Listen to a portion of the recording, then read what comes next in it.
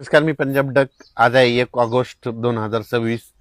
राज्यात आज ठिकठिकाणी सूर्यदर्शन होणार आहे आणि झालं देखील.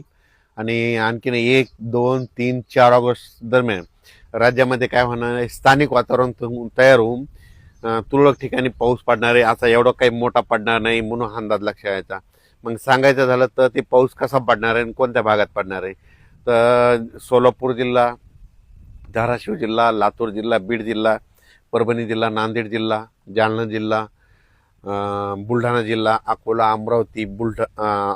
अमरावती, यवतमाळ, वाशिम, हिंगोली, नांदेड आणि चंद्रपूर, नागपूर ह्या पट्ट्यामध्ये काय होणार, स्थानिक वातावरण तयार होऊन काय होणार आहे, तर 5 ऑगस्टपर्यंत दुपारपर्यंत चांगलं ऊन पडणार आणि 2:30-3च्या नंतर अर्ध्या तासाचा 1 तासाचा जोराचा पाऊस पडणार आहे म्हणून अंदाज लक्षात यायचा. त्याच्यानंतर खास करून सोलापूर जिल्हा, लातूर जिल्हा, धाराशिव जिल्हा, नांदेड जिल्हा, इकडं सांगली, जत आणि कर्नाटक आणि तेलंगणा त्या शेतकऱ्याला सांगू इच्छितो की तुमच्याकडं मात्र 7, 8, 9 दरम्यान 7, 8, 9, 10 ऑगस्टच्या दरम्यान तुमच्याकडे एक थोडा पाऊस येणार आहे म्हणून तुमच्यासाठी आनंदाची बातमी. पण आता याच्यानंतरचं जे पाऊस येणार आहे ते काय होणार आहे, आता इकडं उत्तर महाराष्ट्र, पूर्व विदर्भाकडे आता दुसरा टप्पा काय होणार आहे, दक्षिण महाराष्ट्राकडे येणार आहे. म्हणजे सांगायचं झालं तर आता तेलंगणा, कर्नाटक आणि दक्षिण महाराष्ट्राकडे पाऊस आता 15 ऑगस्ट नंतरचा ते पाऊस मात्र तिकडे येणार आहे म्हणून हा अंदाज त्या शेतकऱ्यांनी लक्षात घ्यायचा. सध्या 15 ऑगस्टपर्यंत राज्यामध्ये असाच विखुरलेला स्वरूपाचा कोकण घाटमध्ये तिथं पाऊस रिमझिम सुरूच राहील. पण राज्यात काय होईल, दिवसामध्ये वारं सुटेल आणि थोडा तुरळक अशा सरी चालू राहतील. पण खूप मोठा असा अतिवृष्टी, अतिमुसळधार आता तसं काही आता सध्या तरी राज्यात पाऊस नाही.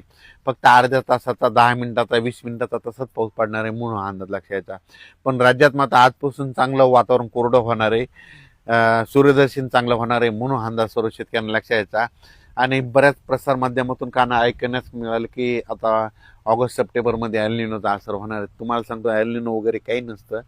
तर तुम्हाला सांगतो, जर समजा महाराष्ट्रामध्ये बाष्प असलं आणि मध्य प्रदेश किंवा छत्तीसगड, इकडं उत्तर प्रदेश, तिकडे एखादा कमी दाबाचा पट्टा तिकडून जात असला तर तसा एक जाणार आहे. मग तसा आज जात असला आणि त्याच्या पाठीमागे परत एखादा जाणार असला तर काय होतं, आपले सगळं बाष्प तिकडे ओढून घेऊन जातंय. मग ते काय होतं, तितक्या दिवस आपल्या महाराष्ट्राचा पाऊस बंद राहतो. आणि हे इतर तज्ज्ञ काय करतात की त्याला एल निनोचा आसार म्हणतात. तुम्हाला सांगतो एल निनो वगैरे काही नसतं. ते जोपर्यंत कमी दाब शांत होत नाही तोपर्यंत आपल्या महाराष्ट्रात पाऊस येत नाही. हे बाष्प सगळं घेऊन जातो म्हणून हे सगळ्यांनी लक्षात यायचं. तर सप्टेंबर-ऑक्टोबरमध्ये मात्र परतीचा पाऊस परत धुमाकूळ घालणार आहे म्हणून हा अंदाज लक्षात यायचा. आणि विशेष म्हणजे सोलापूर जिल्हा, लातूर जिल्हा, बीड जिल्हा, धाराशिव जिल्हा आणि इकडं नांदेड जिल्हा आणि सांगली, सातारा, बारामती, पंढरपूर त्या परिसरामध्ये पाऊस कमी झालेला आहे. त्या शेतकऱ्याला सांगू इच्छितो, डाळिंब शेतकरी असतील तर तुम्ही काही घाबरू नका. कारण की तुमच्याकडे मात्र आता 15 ऑगस्टच्या नंतर सप्टेंबर-ऑक्टोबरमध्ये मात्र तुमच्याकडे खूप पाऊस पडणार आहे. जसं इकडे उत्तर महाराष्ट्र, नागपूरकडे, इकडे विदर्भ, मराठवाड्यात पाऊस पडला तसा आता तुमचा नंबर म्हणजे 15 ऑगस्ट नंतर आणि सप्टेंबर-ऑक्टोबरमध्ये तुम्हाला पडणार आहे. तुमच्या देखील विहिरीला, नाल्याला पाणी येणार आहे. तळे देखील तुमच्या इकडले जे छोटे छोटे तलाव आहेत ते देखील भरणार आहेत म्हणून त्यांच्यासाठी आनंदाची बातमी. आणि लातूरचं जे मांजरा धरण आहे तर त्याच्यात देखील पाणी येणार आहे म्हणून त्यांच्यासाठी आनंदाची बातमी. पण त्यांना पाणी येण्यासाठी तुम्हाला सांगतो 15 ऑगस्टच्या नंतर तिकडल्या याच्यात थोडं पाणी येईल. पण त्याच्यानंतर सप्टेंबर-ऑक्टोबर मात्र मांजरा धरण देखील भरण्याच्या मार्गावर आहे म्हणून हे देखील त्यांनी लक्षात घ्यायचं.